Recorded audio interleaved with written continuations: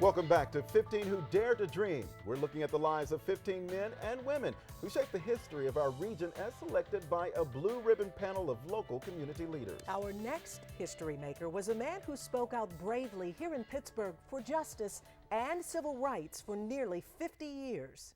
He never failed to demand that the police officers stand up. For 16 years, Harvey Adams Jr. was president of the Pittsburgh NAACP. He guided that organization through trying times, through demonstrations and boycotts against downtown department stores, protests against inequities in construction, labor, and business.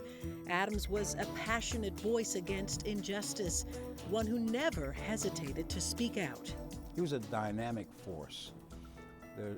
He is unique in the sense that as bombastic as he was, and as he had a very soft side to him. A lot of people didn't know that about him, but he came off as gruff, principled in his stance. He didn't back up.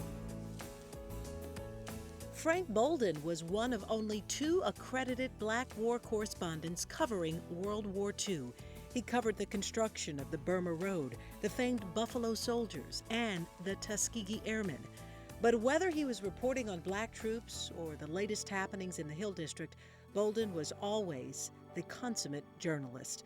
During his prolific career, Bolden worked for the New York Times and NBC, but the bulk of his career was spent as a writer and editor at the Pittsburgh Courier, where he covered news stories, the latest cultural events, and the stars of Negro League Baseball. He had a way with words where he could turn a phrase. He used to talk about when he worked for the Courier and covering City Beat, how he got more information from what he called the ladies of the nocturnal sisterhood. I'll let you provide the interpretation.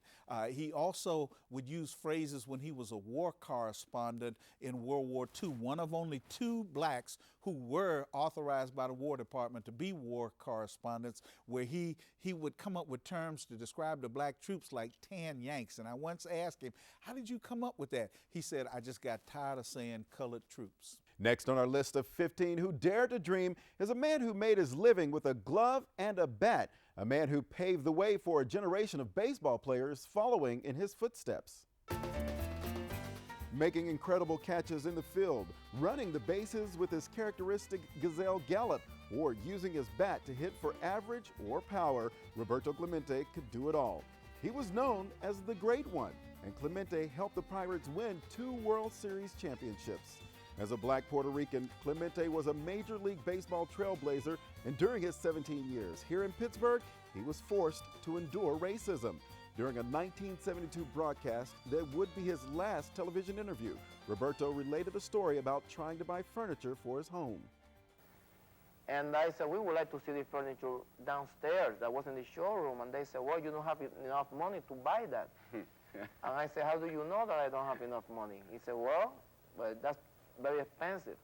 I said, I would like to see it because I have the right to see it as a human being, as a public that buy from you. Roberto Clemente's tragic death in a plane crash in 1972 was mourned not only in Pittsburgh, but around the world. He was astonishingly exciting as a player, running the bases, throwing the ball, hitting the ball.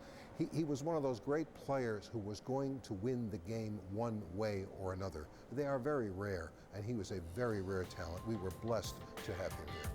Pittsburgh has been home to an incredible collection of heroes, men and women who have gone on to distinguish themselves.